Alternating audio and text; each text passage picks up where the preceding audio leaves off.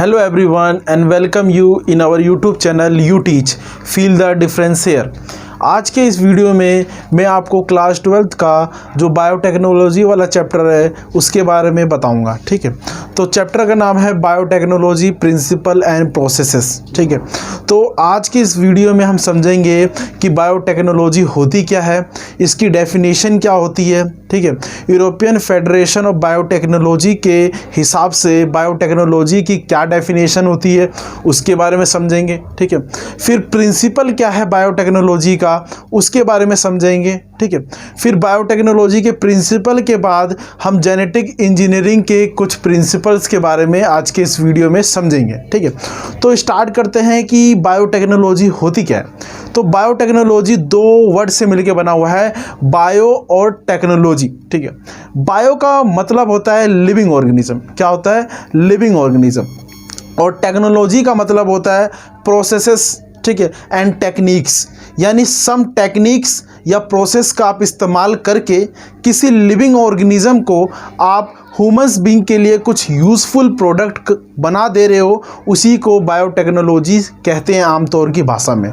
तो biotechnology deal करती है कि अगर मान लो आप किसी लिविंग ऑर्गेनिज्म को इस्तेमाल कर लो डायरेक्टली, या उसके कुछ पार्ट का इस्तेमाल कर लो, ठीक है, या उसके एंजाइम्स का इस्तेमाल कर लो, इससे आपने क्या करा, कुछ यूज़फुल प्रोडक्ट बनाया with the help of some techniques and the processes. ठीक है, एग्जाम्पल के तौर पे जैसे कि आप कर्ड बना रहे हो। ठीक है, तो कर्ड बना रहे हो लार्ज स्केल में। ठीक है, तो इसके अंदर आप क्या नाम है, इसको हीट करोगे। ठीक है, फिर कूल करोगे। ठीक है, पैस्चराइजेशन जैसे कि एक टेक्निक है, प्रोसेस है। ठीक है, इसका इस्तेमाल कर दिया। फिर उसके अंदर आपने बैक्टीरिया का इस्तेमाल कर दिया, सल्मोनरी type lacto acid bacillus bacteria है। ठीक है, लैक्टो एसिलस बैक्टीरिया है, इसका इस्तेमाल कर लिया आपने।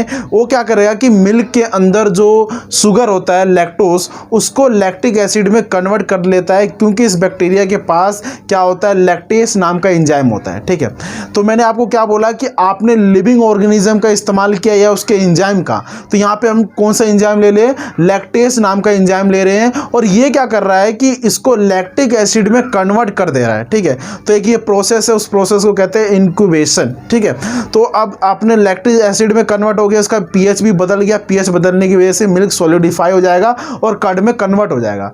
तो हमने क्या किया कि काफ़ी सारे प्रोसेस का इस्तेमाल किया, एक मिल्क को क्या नाम है, एक दूध को मिल्क को कर्ड में कन्वर्ट करने के लिए। ठीक है, तो मैंने आपको क्या डेफिनेशन बताई कि अगर आप किसी लिविंग ऑर्गेनिज्म का इस्तेमाल करके कोई यूज़फुल प्रोडक्ट बना रहे हो with the help of some techniques, उसे कहते हैं बायोटेक्नोलॉजी। तो यहाँ पे हमने देखा कि एक मिल्क कैसे कर्ड में कन्वर्ट हुआ with the help of enzyme. कौन सा enzyme? RLAB lacto acid bacillus जो बैक्टीरिया है, उसकी एंजाइम लैक्टेस नाम की एंजाइम का इस्तेमाल करके हमने मिल्क को कर्ड में कन्वर्ट कर दिया। ठीक है, टेक्निक है ये एक तरीके की, तो इसी को कहते हैं बायोटेक्नोलॉजी। लेकिन यूरोपियन फेडरेशन ऑफ बायोटेक्नोलॉजी ने इसकी एक अलग डेफिनेशन दी। इन्होंने कहा, यूरोपियन फेडरेशन ऑफ बायोटेक्नोलॉजी ने कहा कि जो बायोटेक्नोलॉजी है ये क्या है, इंटीग्रेशन है। किसका?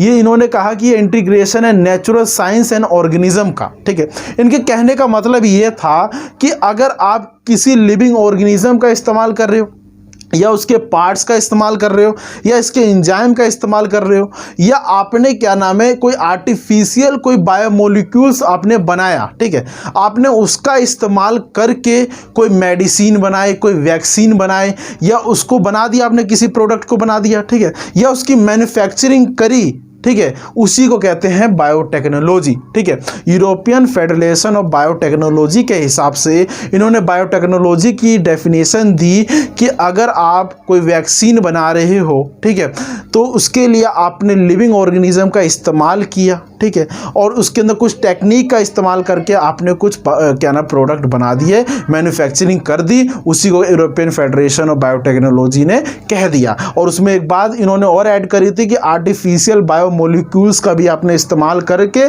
कोई यूजफुल प्रोडक्ट आपने ह्यूमंस बीइंग के लिए बना दिया।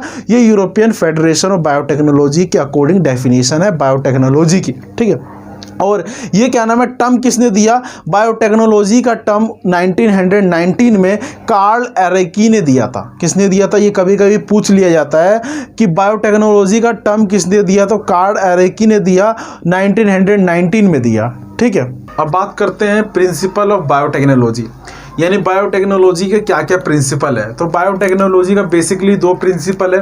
पहला प्रिंसिपल है जेनेटिक इंजीनियरिंग, ठीक है, और दूसरा प्रिंसिपल है मेंटेनेंस ऑफ स्टेराइल कंडीशन। ठीक है, तो जैसे कि पहला प्रिंसिपल का नाम है जेनेटिक इंजीनियरिंग, यहाँ पे एक वर्ड आ रहा है जेनेटिक। ठीक है, जेनेटिक का मतलब होता है जेनेटिक मटेरियल। ठीक है, जेनेटिक मटेरियल जैसे कि मोस्टली ऑर्गेनिज्म में डीएनए होता है। ठीक है, 99% केसेस में जो जेनेटिक मटेरियल होता है किसी भी ऑर्गेनिज्म का वो डीएनए होता है, 1% आरएनए मान के चलते हैं। जैसे कि वायरस होते हैं, कुछ वायरस होते हैं, तो वायरस में जो जेनेटिक मटेरियल होता है वो होता है आरएनए। ठीक है, तो हम क्या करते हैं कि जेनेटिक इंजीनियरिंग में हम इनका जो सीक्वेंस होता है, जो डीएनए की जो सीक्वेंस होती है, उस सीक्वेंस को अल्टर करते हैं। ठीक है, अल्टर का मतलब होता है उसकी सीक्वेंस है, उसकी सीक्वेंस को हम बदलते हैं, चेंज करते हैं, जिसकी वजह से उसका फिनोटाइप भी क्या होता है, बदलता रहता है। ठीक है, तो जेनेटिक इंजीनियरिंग में हम बेसिकली ये बात करते हैं किसी होस्ट ऑर्गेनिज्म का अगर हम क्या नाम है सीक्वेंस है, अगर डीएनए है उसका जेनेटिक मटेरियल,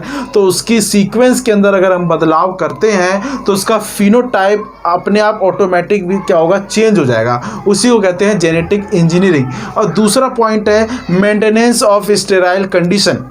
इस वर्ड का मतलब ये है कि अगर आप कोई वैक्सीन बना रहे हो, ठीक है, या कोई प्रोडक्ट बना रहे हो, ठीक है, किसी लिविंग ऑर्गेनिज्म का इस्तेमाल करके, किसी माइक्रोब का इस्तेमाल करके, तो सिर्फ जो डिज़ायर माइक्रोब है सिर्फ उसी की ग्रोथ हो, कोई अनडिज़ायरेबल माइक्रोब की ग्रोथ ना हो, उसके लिए हमें स्टेराइल कंडीशन रखना पड़ेगा। ठीक है, अगर मान लो आप कोई वैक्सीन बना ही रहे हो, ठीक है, अगर उसके अंदर कोई अनवांटेड बैक्टीरिया आ गया तो वो क्या करेगा कि आपके प्रोडक्ट को ख़राब कर देगा। आपका प्रोडक्ट उस लायक नहीं है, वो लाइफ लॉन्ग नहीं रहेगा और उसकी जो एफिशिएंसी है वो उस लायक रहेगी नहीं। इसीलिए अगर कोई वैक्सीन बना रहे हो या कोई दवाई बना रहे हो तो उसके लिए आपको कंडीशन स्टेराइल रखनी पड़ेगी और सिर्फ डिज़ायर ही माइक्रोब ही ग्रोथ हो, वो आपको ध्यान रखना पड़ेगा। ये हो गई बात आपकी किसकी, बायोटेक्नोलॉजी की प्रिंसिपल की। ठीक है, अब जो जेनेटिक इंजीनियरिंग है उसके भी कुछ प्रिंसिपल है, वो आपको देखना है।